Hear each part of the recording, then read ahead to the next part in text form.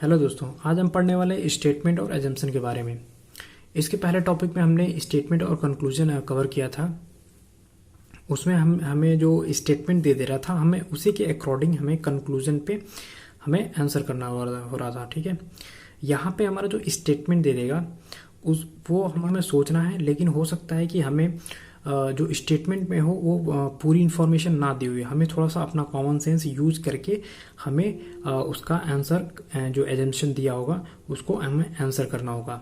अब यही जो स्टेटमेंट और कंक्लूजन में था, वहाँ पे हमें अपना कॉमन सेंस हमें नहीं यूज करना था, हमें सिर्फ स्टेटमेंट के हिसाब से सोचना था। स्टेटमेंट के बाहर अगर कोई भी चीज़ दिया हुआ है तो हम उसे गलत मान रहे थे, लेकिन यहाँ पे थोड़ा सा हमें स्टेटमेंट के बाहर जाके उसका जो हिडन मीनिंग है वो हमें ढूंढ के उसके हिसाब से हमें अजम्पशन को। तो चलिए शुरू करते हैं। जैसे हमारा जो स्टेटमेंट है उसमें जैसे all the given statement are assume to be always true.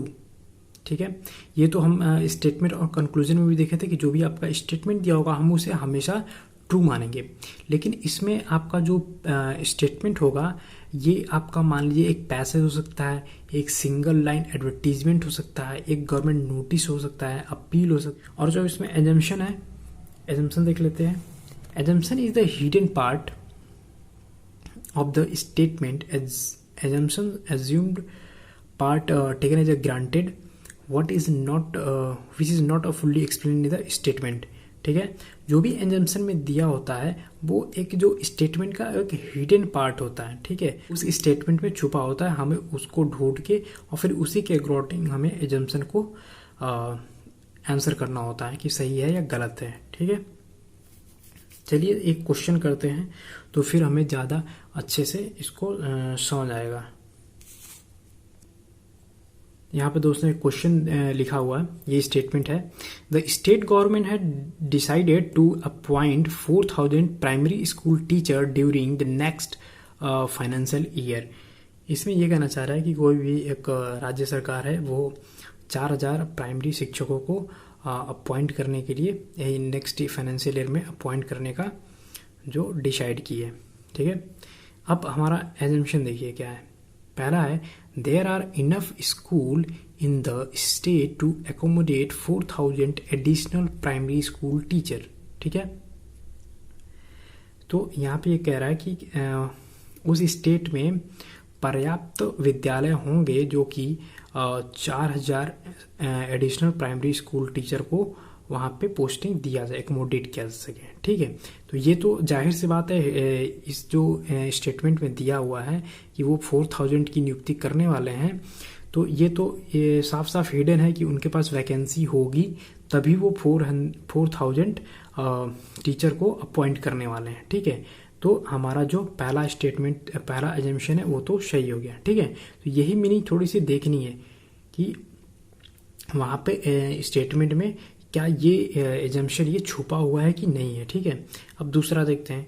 The eligible candidate में नॉट बी इंटरेस्ट, कैंडिडेट हैं वो इसमें अप्लाई करने में इंटरेस्टेड नहीं होंगे क्योंकि इतनी ज़्यादा लोग की वैकेंसी एक साथ कोई भी गवर्नमेंट नहीं अपॉइंट करेगी।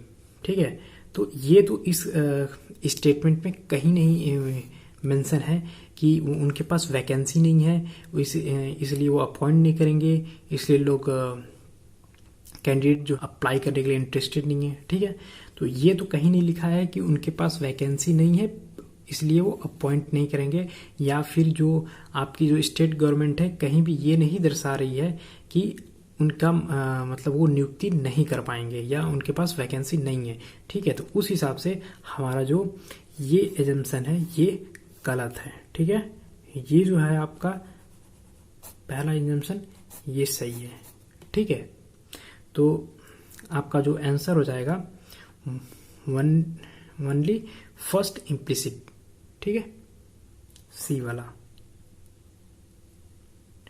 तो इस तरीके से हमें सिर्फ स्टेटमेंट से उस एजम्पशन की जो हिडन मीनिंग है उसको हमको ढूंढ के निकालना है, और अगर हमें जो हिडन मीनिंग है अगर वो हमें पता चल गई तो हम आसानी से इसको आंसर कर लेंगे।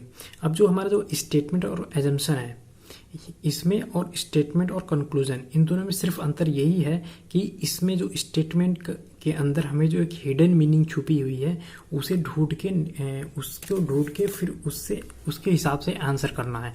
और जो स्टेटमेंट और कंक्लूजन में था वहाँ पे अगर स्टेटमेंट और कंक्लूजन और स्टेटमेंट एजम्पशन में डिफरेंस देखा जाए तो स्टेटमेंट और कंक्लूजन में था कि हमें सिर्फ स्टेटमेंट के अकॉर्डिंग ही आंसर करना है, उसके जो हिडन मीनिंग हो या फिर कोई भी उस चीज़ पे ध्यान नहीं देना है। ठीक है, वो स्टेटमेंट में भले ही जो आपका यूनिवर्सल ट्रूथ ही क्यों ना गलत दिया हो, हमें उसी के स्टेटमेंट के अकॉर्डिंग ही सोचना है।